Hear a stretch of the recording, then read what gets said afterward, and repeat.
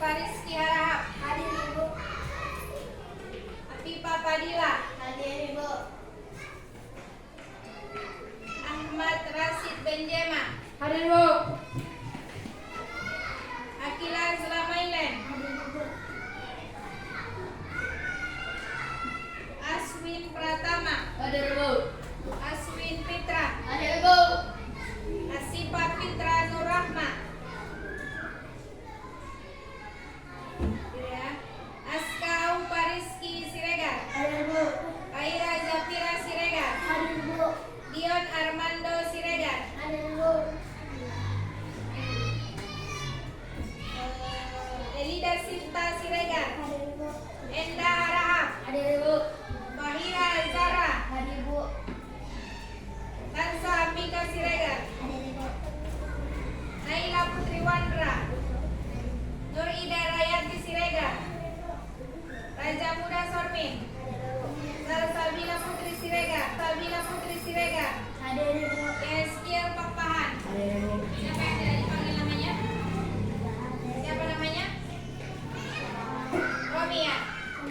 Oke, thank you.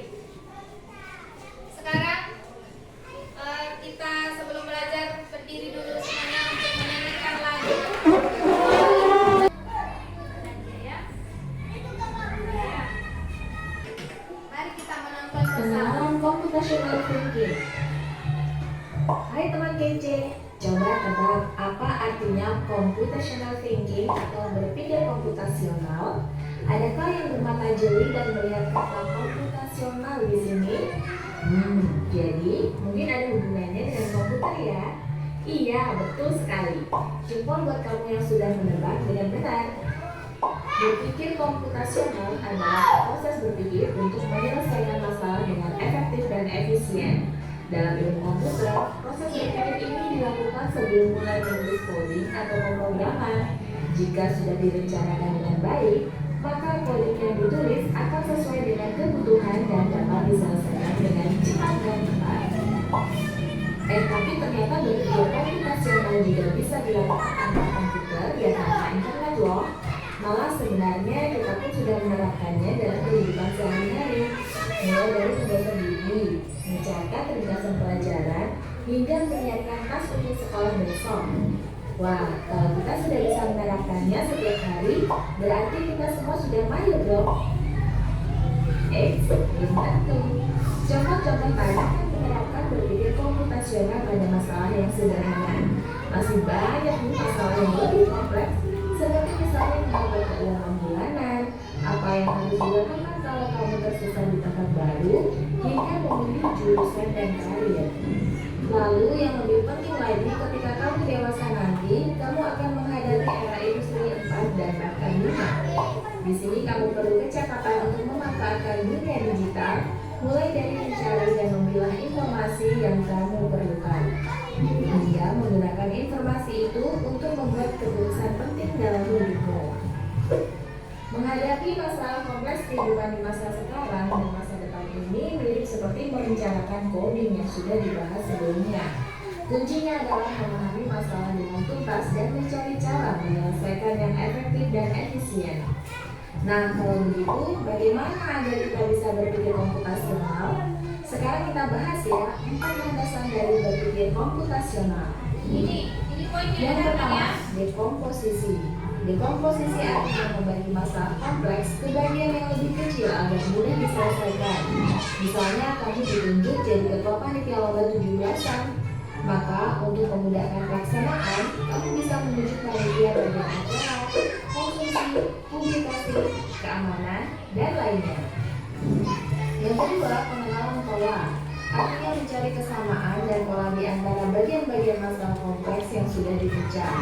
Misalnya, kamu hendak melipat dan menyimpan jemuran di rumah, maka kamu perlu bisa mengenali jemuran milik ayah, ibu, kamu, adik, dan milik bersama seperti spray, handuk, dan lainnya. Ini karena jemuran-jemuran itu perlu disimpan di tempat yang berbeda. Yang ketiga, abstraksi. Artinya fokus pada informasi yang penting saja, mengabaikan detil yang tidak diperlukan. Misalnya, kamu hendak menceritakan pengalamanmu berwisata ke luar kota.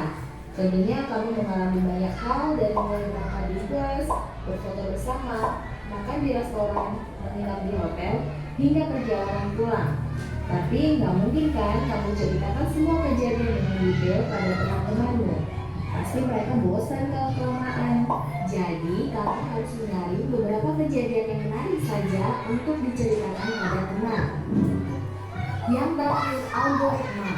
Artinya membuat langkah-langkah penyelesaian atau membuat aturan yang diikuti untuk menyelesaikan masalah. Misalnya kamu diberi daftar belanja di supermarket oleh ibu. Ada minyak goreng, telur, roti, sayur, dan kopi. Lalu kamu harus buru-buru karena ibu sudah mau memasak dengan minyak goreng itu. Nah, kalau seperti ini, satu cara yang efisien misalnya mulai dengan mengambil barang yang paling dekat dari pintu masuk hingga terakhir yang paling dekat dengan kasir. Nah, itu dia 4 landasan berpikir komputasional yang perlu diterapkan untuk memecahkan masalah yang kompleks. Lalu berikutnya, apakah ada cara untuk mengasah kemampuan berpikir komputasional? Tentu ada. Selain bisa coba kamu terapkan ke masalah sehari-harimu, kamu bisa juga latihan soal untuk mengasahnya. Misalnya, gurumu akan memberikan soal-soal computational thinking di mata pelajaran matematika, bahasa Indonesia, dan IPAS dalam kurikulum mereka. Selain itu, kamu bisa ikut tantangan bebas Indonesia juga. Yuk coba simak satu contoh soal computational thinking.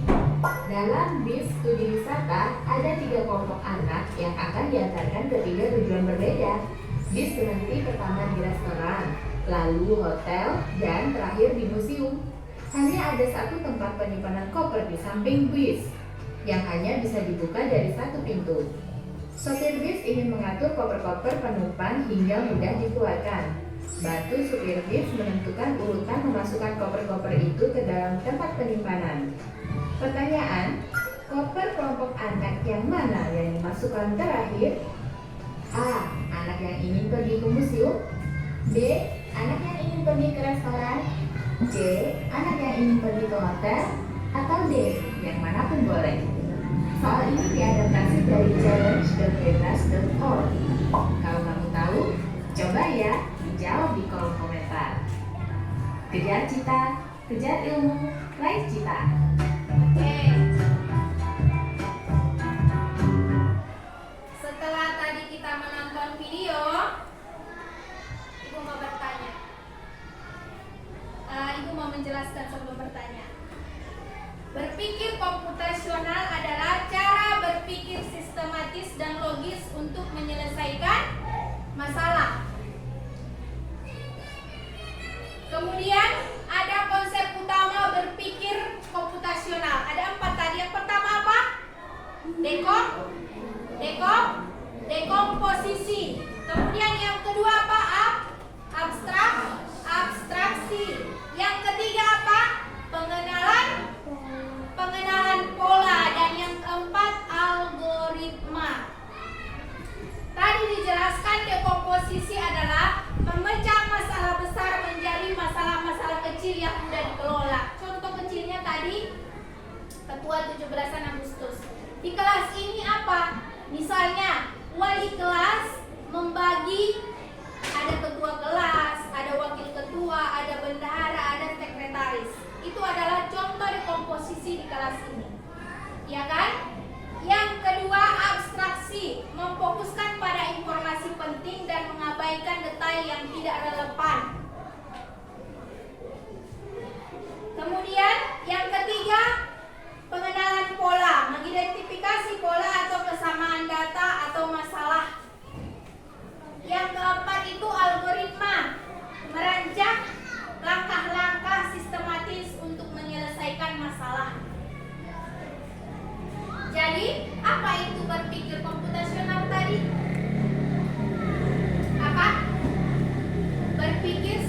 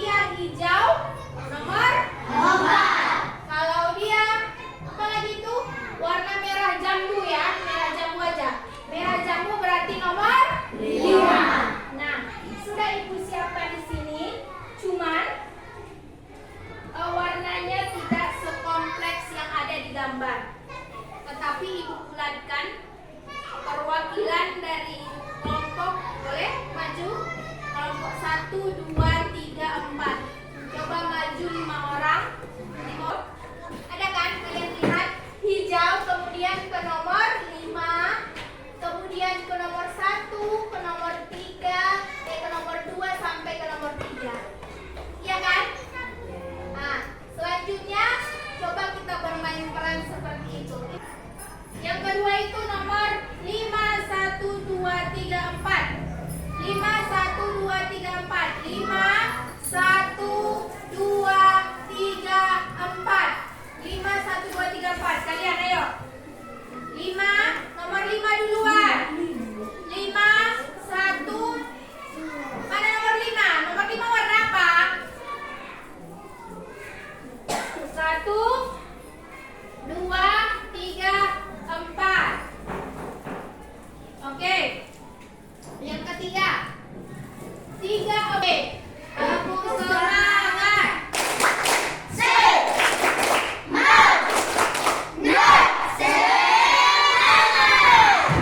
Puan, kawan ulat. Temukan dan tandai ulat mencapai apel hijau. Berarti ada di sini ulatnya. Ini apelnya ya kan? Bagaimana caranya dia supaya sampai ke sini? Temukan dan tandai ulat. Ulat yang mana yang dapat mencapai apel yang hijau? Oke? Silakan dikerjakan. Paham? Paham? Ulat mana yang mencapai apel yang hijau? Oke? Kemudian laki-laki, LKPD laki-laki sama perempuan beda itu buat. Yang laki-laki yaitu TKT Gol. Temukan jalan menuju gawang dengan mengikuti bola. Nah, mulai dari sini ikuti bolanya, mana bola yang menuju gawang. Karena tidak semua bola bisa menuju gawang. Yang mana dia? Ayo, silakan dikerjakan, berdiskusi dengan kelompoknya. Kalau kurang jelas, Ibu tunjukkan yang pertama itu. Ini dia. Ulat yang mana yang 3 ini bisa mencapai apel yang hijau? Berarti ada ulat yang tidak bisa mencapai apel yang hijau kan? Oh, silakan. Ya.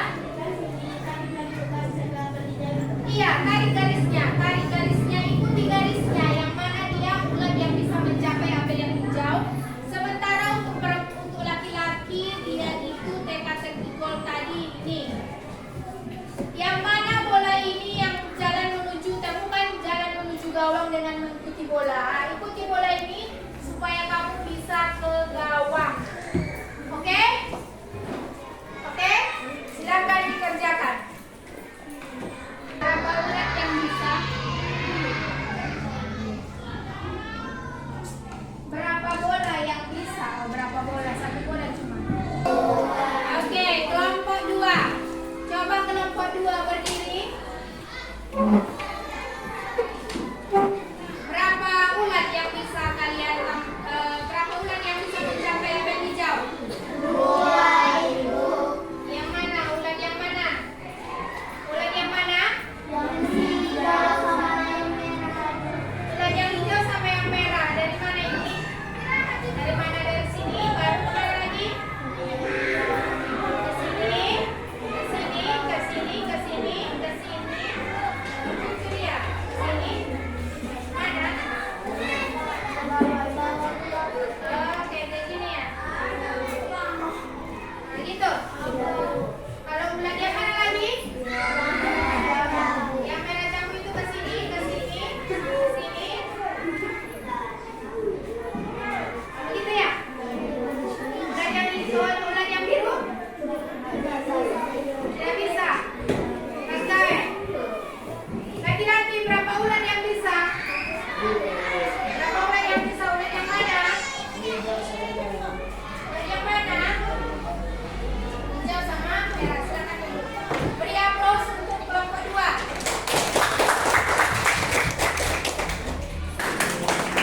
Sekarang laki-laki kelompok 1.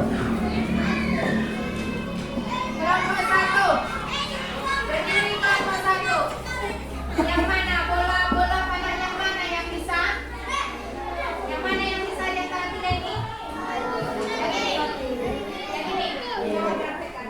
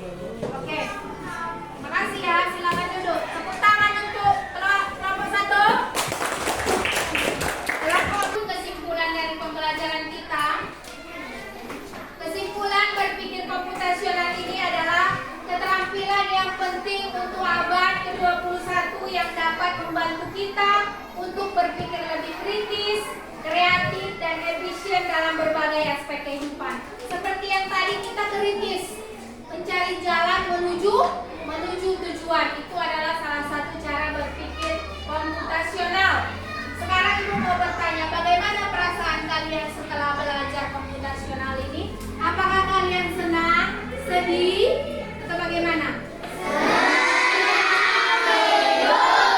Senang ya karena memiliki pengalaman baru. Ternyata berpikir komputasional ini ada di dalam kehidupan sehari-hari. Oke, terima kasih untuk Anda semuanya. Sebelum kita akhiri pembelajaran kita hari ini, ketua kelas tutup pembelajaran dengan mengucapkan pembelajaran ini dengan mengucapkan alhamdulillah. Kita tutup pembelajaran hari ini dengan alhamdulillahirabbil alamin.